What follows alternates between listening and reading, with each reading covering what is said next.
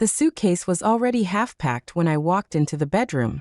Shirts tossed carelessly, drawers hanging open, the smell of David's cologne still hanging in the air like a stranger had been living there. "David." My voice cracked. "What are you doing?" He didn't look at me, just kept shoving clothes inside like the house was on fire. I grabbed his arm. "Talk to me." For the first time in 22 years he met my eyes, and there was nothing in them. No regret. No hesitation. Just cold determination. "I'm leaving, Anna. Today." And hours later, I discovered the accounts were empty. Even Lily's college fund. The morning light in our kitchen was always soft, filtered through white curtains I'd hemmed myself years ago. It was the kind of light that made everything look gentler than it really was. I liked mornings because they gave me the illusion of calm. I had a routine. I'd wake before everyone else, pad barefoot across the cold hardwood, and make coffee. The kettle's hiss, the earthy smell of beans grinding, the warmth of the mug in my hands, they anchored me. A small rhythm that belonged only to me. On the fridge was a calendar filled with Lily's scribbles. Piano lessons on Tuesdays, soccer practice on Thursdays, math club every other Friday. She was 12, but her handwriting still had the roundness of childhood. I loved that. I loved how she hummed absent-mindedly when she poured her cereal, or how she lined up her pencils by color before starting homework.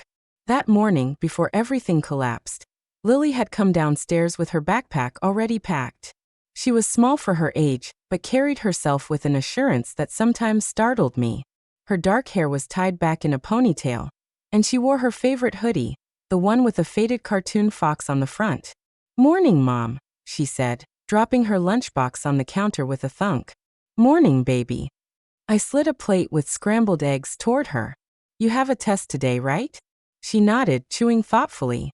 "Science." "I'm ready." I smiled, watching her eat. She was my anchor, my reason. David worked long hours, always claiming he was doing it for us. But the truth was I often felt like Lily and I lived in our own small universe. Just the two of us, orbiting each other, keeping each other steady. David used to be part of that. When we first married, he'd bring me coffee in bed, make pancakes on Sundays, laugh until his whole body shook. Somewhere along the way, he'd grown quieter. His phone became a permanent fixture in his hand, his smiles rarer, his eyes somewhere else. I noticed, of course I noticed. But I thought marriages had seasons. I told myself this was just a winter, and spring would come back if I was patient. That afternoon, I went about my work as a library assistant. I loved the quiet rows of books, the hushed conversations, the smell of paper and dust that never really left your clothes. I liked helping high school students find sources for their essays, watching little kids choose picture books with sticky fingers. My colleagues often told me I was good with people, but I always thought it was just patience. Listening came naturally to me. Maybe that's why I hadn't pushed David harder when he started drifting. I listened instead. I waited. When I came home that evening, Lily was at the kitchen table, paper spread out in front of her. "Can you quiz me on these?" she asked, pointing to flashcards about ecosystems. "Of course." I sat across from her, reading the questions. "What's the difference between a producer and a consumer?" She grinned. "Producers make their own food. Consumers eat other organisms." Perfect. I tossed the card aside, pride warming my chest. It was in moments like these, small, ordinary, full of quiet laughter and the tick of the kitchen clock, that I felt rich, even though our bank accounts didn't stretch far. We'd saved carefully for Lily's college fund, sacrificing vacations and new cars, patching old coats instead of buying new ones. Every time I saw the account grow, I felt like I was building her wings. If you had asked me then what kind of life we lived, I would have said simple, steady, good. Not perfect. No life is, but enough. I thought we were safe. That's why, when I walked into the bedroom that night and found David packing, my brain refused to understand what my eyes were seeing. It felt like walking into a play halfway through, everyone already knowing their lines except me. But that moment, and everything that followed, would tear away the curtain. I'd soon learn just how fragile our safety had always been, and how strong Lily truly was when the walls began to fall. David and I met when I was 22. He was already working in finance, tall and self-assured, with the kind of smile that drew people in. Back then, he had this boyish energy that made me feel like life with him would always be exciting. I was shy, cautious, the kind of girl who planned everything down to the last detail. He was spontaneous, charming, a little reckless. He used to say, "Anna, you make me want to be better." And I believed him. We built a life together in a small house we could barely afford. We painted the walls ourselves, scraped by on cheap furniture, laughed about how we couldn't splurge on anything except takeout pizza once a week. When Lily was born, he cried harder than I did, held her like she was spun glass. For years, I clung to those memories, convinced that man still lived somewhere inside him. But people change. Or maybe they just show you who they've been all along. Once the shine wears off, the first crack came quietly. Late nights at the office. At first, I didn't question it. His career was demanding and he'd always been ambitious. But soon, the late nights became weekends. Then entire holidays where he was too busy to join us. One Christmas, Lily asked, "Will Daddy be home to open presents?" I lied. "Of course, sweetheart." He didn't make it. He came home the next morning, smelling faintly of perfume that wasn't mine. When I asked, he laughed it off. "You're imagining things, Anna. I was with clients." I swallowed my doubt, because the alternative, that my husband was lying to me, felt too big to face. Then came the secrecy. His phone glued to his hand, screen turned away from me. Sudden bursts of anger when I asked simple questions. A new credit card I didn't know about. I told myself it was stress, that finance was cutthroat, that he was under pressure, that maybe he was going through something he couldn't put into words. I wanted to believe him. I wanted to keep our family intact, for Lily's sake if not mine. But the distance grew. The man who once made me laugh until I cried barely looked at me anymore. The bed felt colder. The house quieter. And then the night of the suitcase. I'd worked a long shift at the library and came home tired, expecting to find him in the living room, watching the news like always. Instead, I walked into our bedroom and saw him packing. "David." My voice cracked. "What are you doing?" He didn't answer, just kept folding shirts like a machine, his jaw clenched. I grabbed his arm. "Talk to me." When he finally looked at me, I felt a chill crawl down my spine. His eyes were empty. "I'm leaving, Anna. Today." My knees went weak. "Leaving? What are you saying?" "I can't do this anymore. I've wasted enough years pretending." "Pretending?" My voice rose, panic rising like a tide. "David, we have a daughter. You don't just..." "She'll be fine," he snapped. "You'll be fine. You always are." That was the moment I realized he wasn't just walking out. He had already left me a long time ago. He slammed the suitcase shut and brushed past me. I stood frozen, the sound of the front door echoing through the house like a gunshot. I wanted to collapse, but Lily's voice called from the hallway. "Mom." I wiped my face quickly. "Go back to your room, honey. Everything's fine." It wasn't. Hours later, after Lily had fallen asleep, I logged into our bank account, hoping to numb my mind with something practical. Numbers, at least, were solid, unchanging. But the screen that greeted me made my stomach drop. Savings account. $0 joint account. $13.72 Lily's college fund. The one we'd built dollar by dollar over 12 years. $0. My hands trembled so hard I nearly dropped the laptop. I refreshed the page, convinced it was a glitch. But the numbers stayed the same. David hadn't just left me. He'd drained us. My breath came in shallow gasps. I thought about the bills, the mortgage, Lily's future. I thought about every sacrifice we had made, every birthday gift I'd put back on the shelf so we could save instead. Gone. All gone. I pressed a hand to my mouth to stop the sob that clawed its way up my throat. That night, I sat at the kitchen table until dawn. The laptop open in front of me. The house unbearably quiet. I kept staring at those zeros, as if staring hard enough would make the money reappear. When Lily patted downstairs in her pajamas, rubbing her eyes, I forced a smile I didn't feel. "Mom, did you sleep?" "Not much."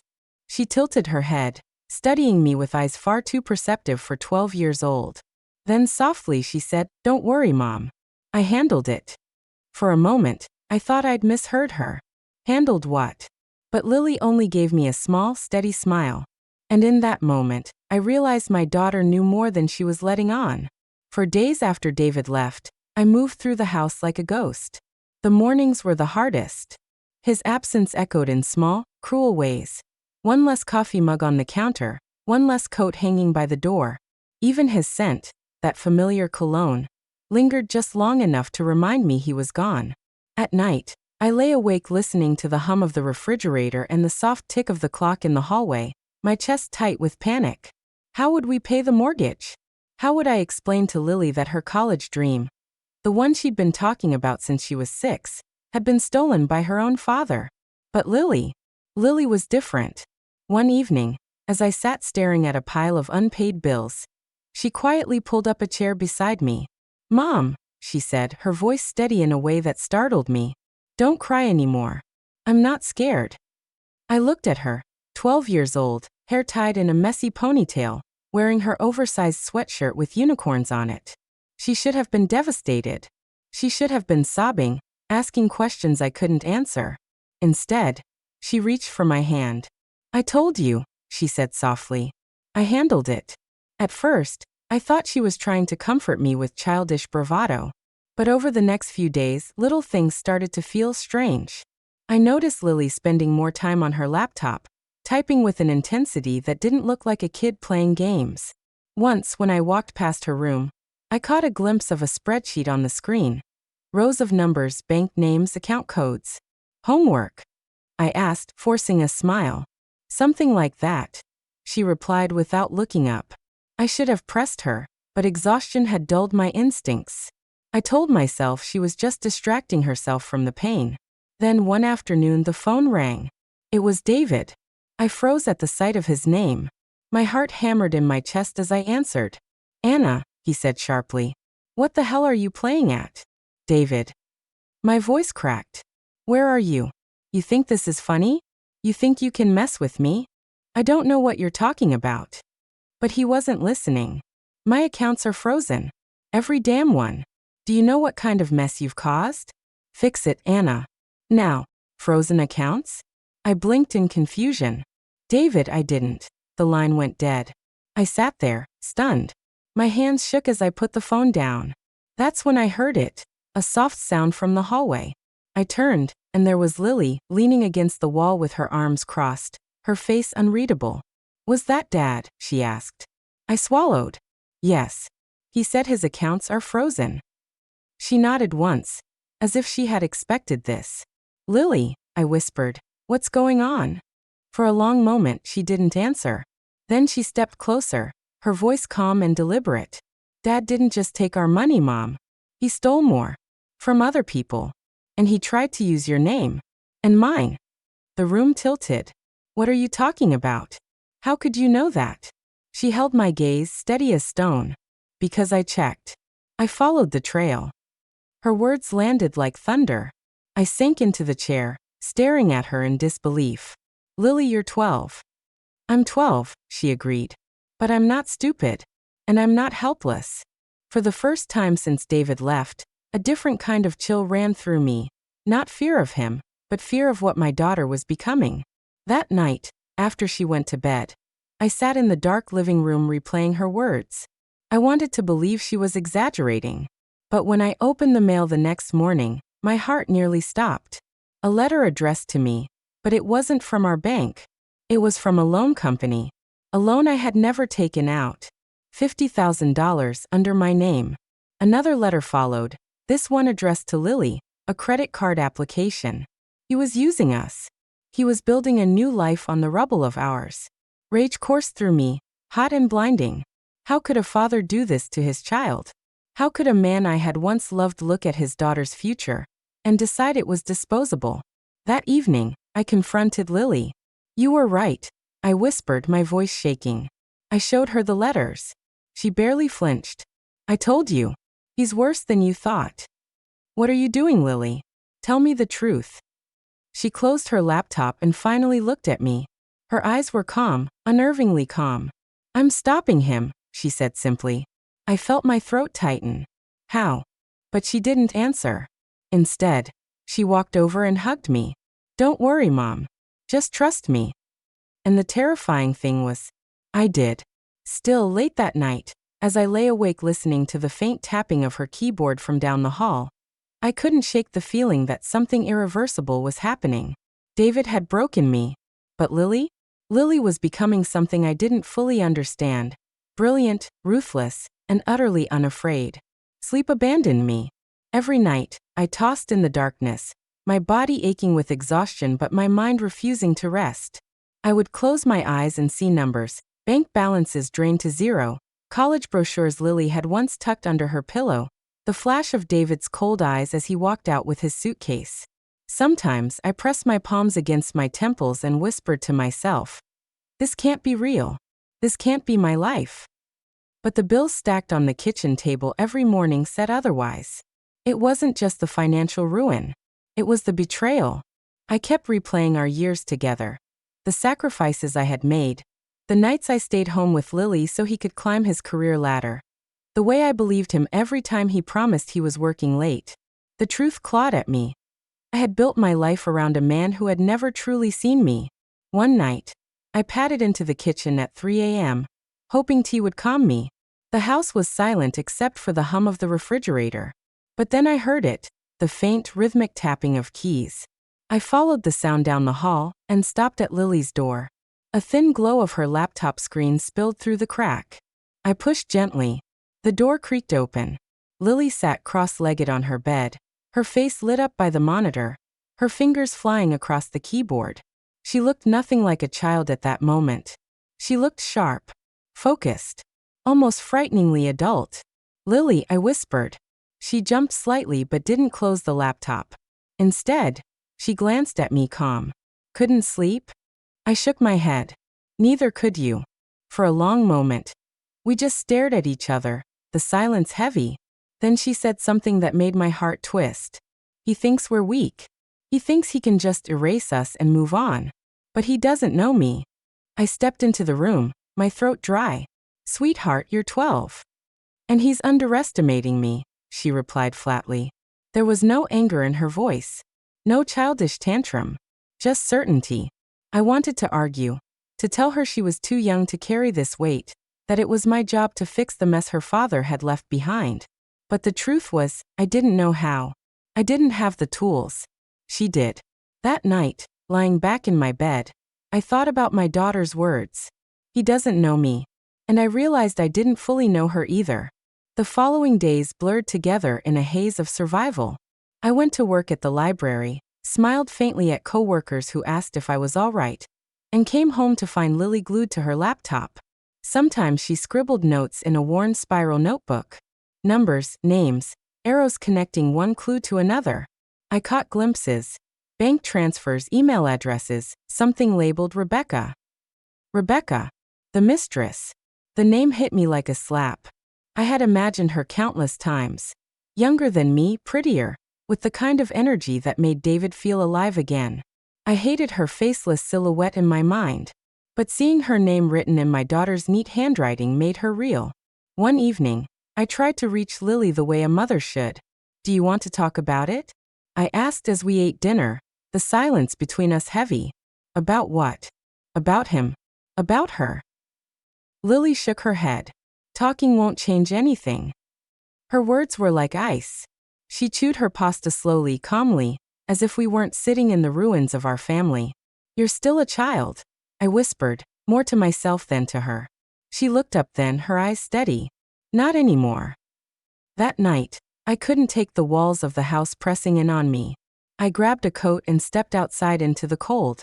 The air was sharp, biting at my cheeks, but it felt cleaner than the suffocating silence inside. I walked down the street, past sleeping houses, past the flicker of a street lamp.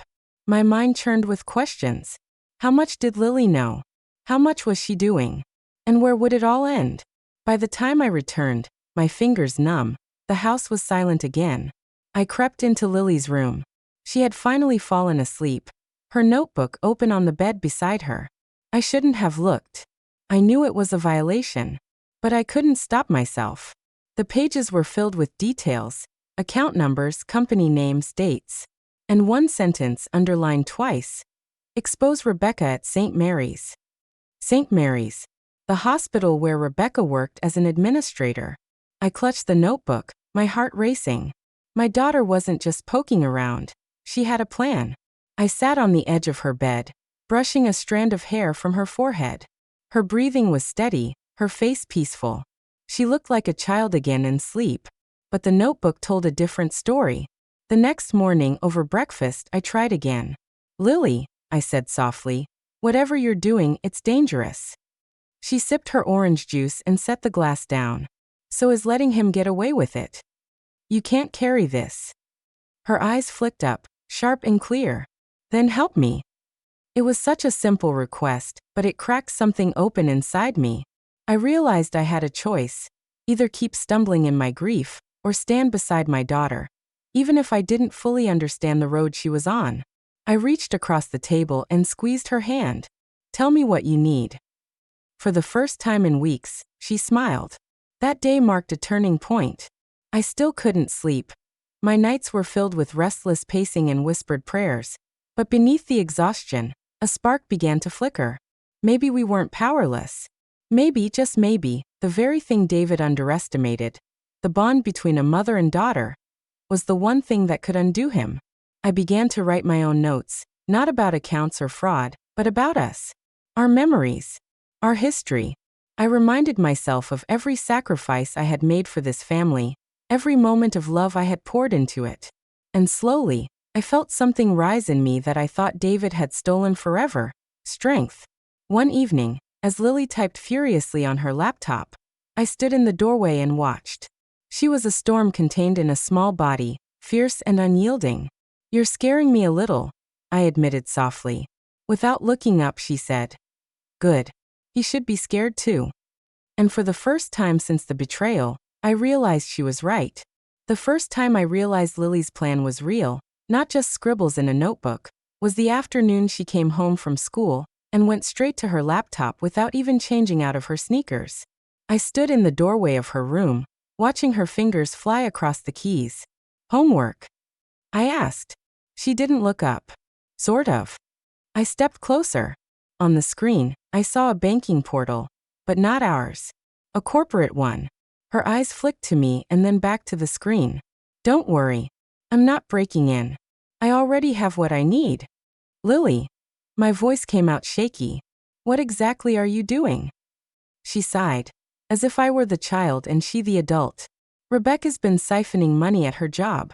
Small amounts, but enough to notice if you know where to look." And I looked. I sank onto her bed, my heart thudding. "You hacked into her hospital system?" "Not hacked." Observed. "People are careless with passwords, Mom." I buried my face in my hands. She was 12. 12. But when I looked up, the determination in her eyes made it clear. Stopping her was impossible. That night, Lily showed me her findings. A spreadsheet of transactions, all leading back to Rebecca.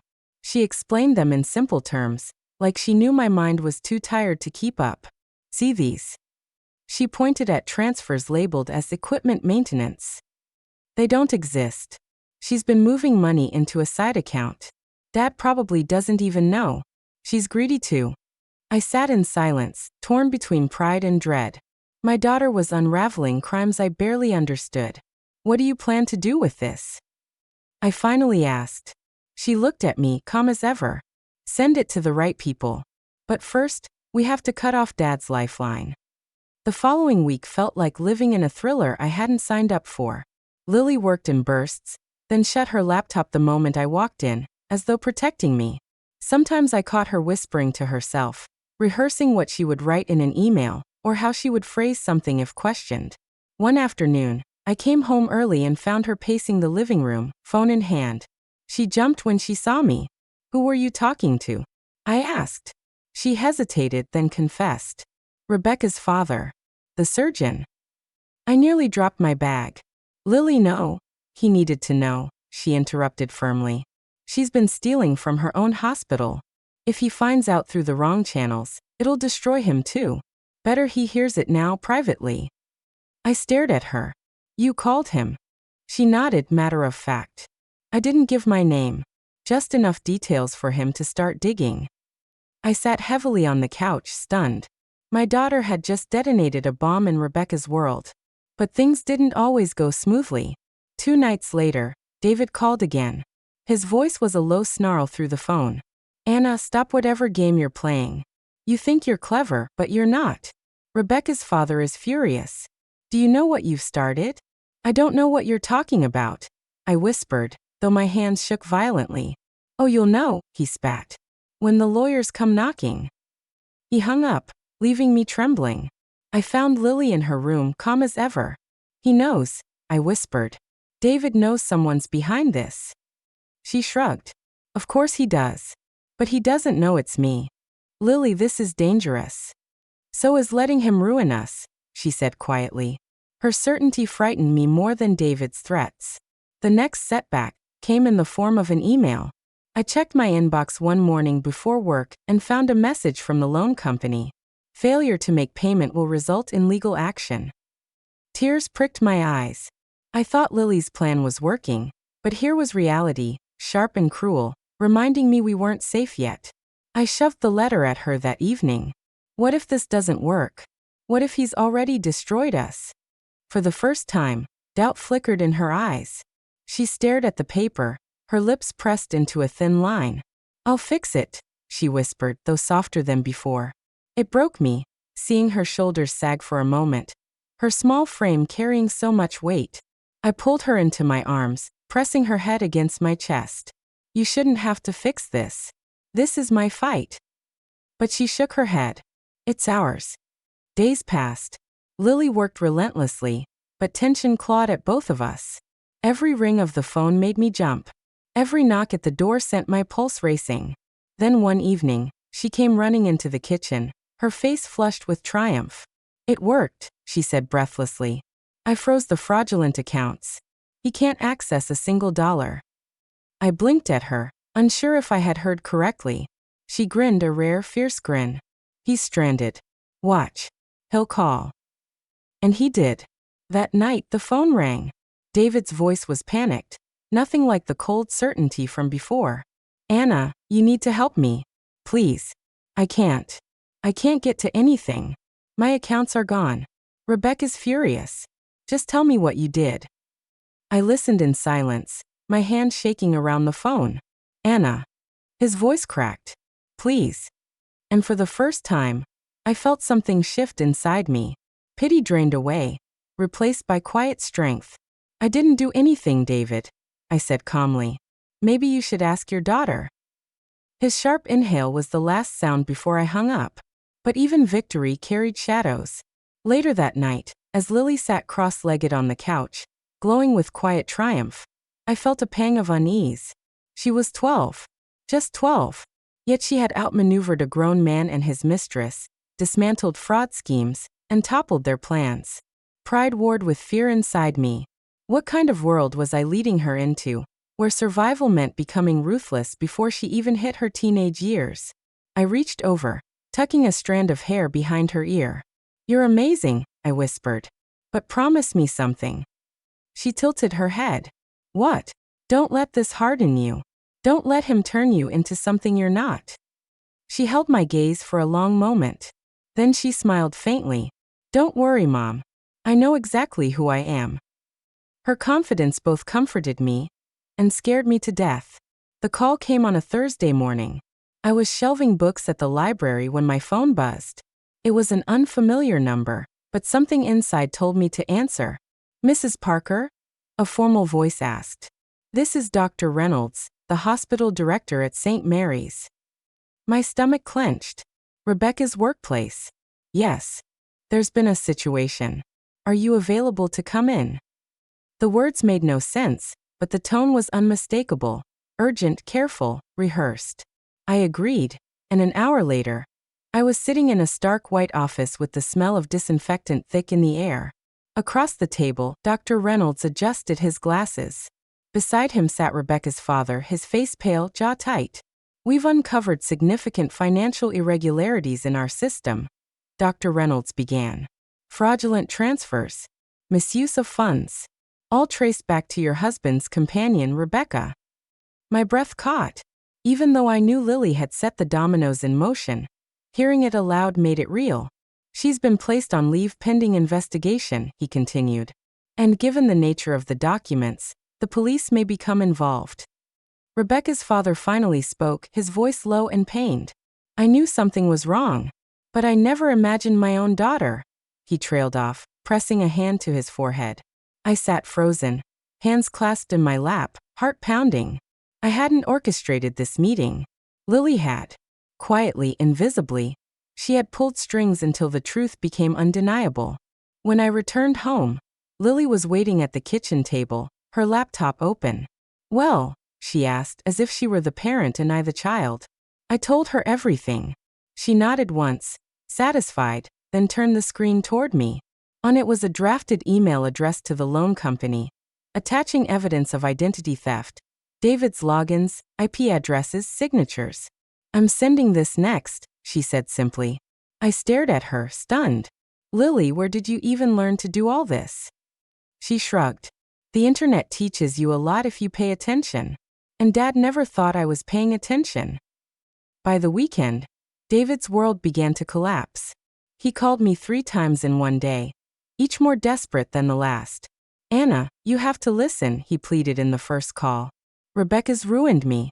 She was stealing from the hospital. I didn't know. The second call came hours later, his voice cracking. My accounts, they're all locked. They think I'm part of it. I can't even use my credit cards. By the third, he was sobbing. Please, Anna. Please, just tell them I'm not like this. You know me. But I did know him. I knew exactly who he was. And I felt nothing but a cold, calm emptiness as I hung up each time. The final blow came at a community gathering. The hospital scandal had already spread. Small towns digest gossip quickly. And Rebecca's name was on everyone's lips. That evening, there was a fundraiser at the school, and I decided to go for Lily's sake. The gymnasium was crowded, the smell of baked goods from the auction table mixing with the faint scent of floor polish. I tried to stay in the back, but whispers followed me like smoke. Then, like a storm cloud, David appeared. His suit was wrinkled, his face drawn, eyes bloodshot. He looked nothing like the confident man who had walked out with his suitcase weeks ago. Anna, he said, his voice raw, we need to talk. The room seemed to hush around us. People pretended not to listen, but I could feel the weight of their stares. I lifted my chin. There's nothing left to say. He shook his head violently. Please, you have to believe me. Rebecca tricked me. Before he could finish, Lily stepped forward from behind me. She was so small compared to him, but her voice cut through the air like glass. You tricked yourself, Dad. Gasps rippled through the crowd. David turned, startled. Lily's face was calm, almost eerily so. You thought we wouldn't notice. You thought you could erase us and start over. But you were sloppy. You left trails. And I followed them. His face drained of color. What are you talking about? I sent everything to the bank. To the police. To the hospital. You're finished. A heavy silence fell. Then slowly whispers began again, louder this time, sharp, judgmental. Parents turned their heads, murmuring. David's shoulders sagged under the weight of it. Lily, he croaked. But she didn't flinch. You took my college fund. You took Mom's trust. And you thought we'd stay quiet. You don't know me at all. It was a moment that felt suspended in time. My 12-year-old daughter, standing in the middle of the gymnasium, calmly dismantling the man who had betrayed us. David opened his mouth, but no words came. He turned and walked out, his figure shrinking against the gym's fluorescent lights. And just like that, the whispers turned into silence. People looked at me with pity, with admiration, with curiosity. But I didn't care. All I could see was Lily, her hands steady, her eyes unblinking. That night, when the house was finally quiet, I sat on the couch with her. The weight of everything pressed down on me. You've ended him, I whispered. She leaned her head against my shoulder. He ended himself. I just showed the world. Her words chilled me. They were true, but spoken with a composure no child should have. I kissed the top of her head, tears stinging my eyes. You're too young for this. Maybe, she said softly, but he made me grow up fast. And in that moment, I realized the truth. Justice had come, but innocence had gone with it. The days after the fundraiser felt strangely still. No more frantic phone calls from David. No more whispers of "Did you hear?" in the grocery store aisle. It was as if the storm had finally broken, leaving silence in its wake. I kept expecting to feel triumphant, to feel free, but what I felt instead was tired.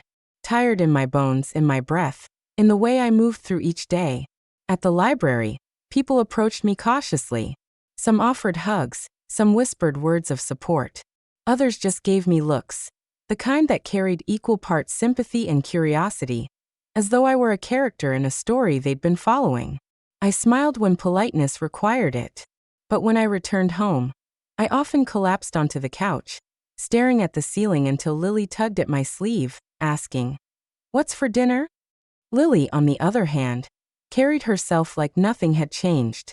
She still did her homework at the kitchen table, earbuds in, pencil tapping lightly against the paper. She still fed the cat before bed, still left her shoes by the door in a messy pile. But there was something new in her eyes. A steadiness. A quiet knowing that didn't belong to childhood. One evening, I found her in the backyard, lying on the grass and staring up at the stars. I sat beside her, the night air cool and damp, the smell of freshly cut grass still lingering. "You don't talk much about what happened," I said gently. She shrugged. "What's there to say? He chose her. He lost everything. We're still here." Her words were simple, but her tone was sharp, like a blade polished too well. "Lily," I whispered, "I'm proud of you. You saved us. But I also worry. You carried so much that wasn't yours to carry." She turned her head, eyes glinting in the moonlight. "Maybe. But if I didn't, who would?" That question stayed with me. At night, when the house was quiet, I found myself replaying every moment. David's cold departure, the empty accounts, Lily's calm revelations. And always, underneath it all, the same aching thought. She was only 12. I wanted to protect her, to pull her back into the safe cocoon of childhood. But she had already stepped out, and there was no way to push her back in. So instead, I tried something small. I invited her into spaces that had nothing to do with revenge or survival. We planted a little herb garden in the backyard. Our hands dirty, our laughter awkward at first but then easier. We baked cookies that turned out flat and lopsided, and she teased me mercilessly for burning the edges.